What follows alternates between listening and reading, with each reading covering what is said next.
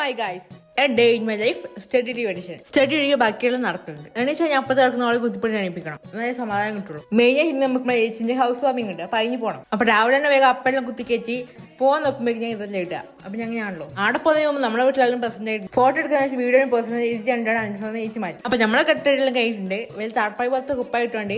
വെള്ളപ്പൊക്കം വന്നാൽ ഇതിങ്ങനെ പൊന്തിച്ച് പിടിച്ചോണ്ട് നടക്കണം. അവിടെ പോയിട്ടുണ്ട് ഇങ്ങനെ കുറെ ചുമട്ടുകൾ കണ്ണൂരിൽ കണക്കിൽ എപ്പം നോക്കിയാലും പോകാൻ നിൽക്കണ്ടേ. നമ്മൾ നല്ല ഫ്രണ്ട്സ് ആയി കഴിച്ചു. പെണ്ണ് പിന്നെ ക്യാമറ ഓണാക്കി എപ്പോഴും നോക്കി ഈ ആക്ഷൻ തന്നെ.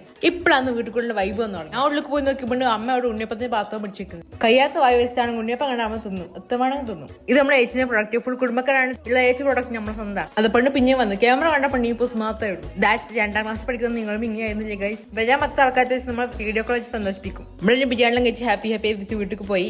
വീട്ടിൽ വന്ന് നോക്കിയോണ്ട് മാതാജി എന്തോ കൊറിയർ കൊണ്ടുവരുന്നു. തിന്നാനുള്ള എന്തോ സാധനം വെച്ച് ഞാൻ പോയി വാങ്ങാൻ നോക്കിയപ്പോൾ എന്തോ സാധനം കഴിച്ചു. അതിന്റെ സങ്കടം മറ്റേ നമ്മൾ വെച്ചാൽ തേജത്തമിഴിൽ ഇന്ന് കണ്ട് ബിരിയാണി കഴിച്ചതിന് ക്ഷീണം മറ്റേ നമുക്ക് വെച്ചാൽ സമാധിയാവാം. പിന്നെ എണീച്ച് കഴിഞ്ഞപ്പോൾ നല്ല മഴക്കാലം കണ്ടിട്ട് നമ്മൾ സാധനം കുടിച്ചു. അപ്പൊ നമുക്ക് സ്റ്റഡിയിൽ വലിയ കഴിച്ചു. എന്തെങ്കിലും പഠിക്കണ്ടേ അങ്ങനെ വിചാരിച്ചിരിക്കും. ഫസ്റ്റത്തെ 1 മണിക്കൂർ നമ്മൾ പഠിക്കും. പിന്നെ 1/2 മണിക്കൂർ നമ്മൾ ഭാവിയെ പറ്റി ആലോചിക്കും. പിന്നെ 1/2 മണിക്കൂർ നമ്മൾ റീൽസ് കാണും. ഇങ്ങനെ ഒരു ദിവസം നമ്മൾ കഴിയുന്നു. പഠിക്കുകയാണെങ്കിലും കണക്കിലെ കേട്ടില്ല, അത് നിർബന്ധമാണ്. ഇപ്പൊ നട്ടപ്പാതിരിക്ക് ഒരു കുളിയും കുളിച്ച് നമ്മൾ പോയി കിടന്നു. അപ്പൊ ബാക്കി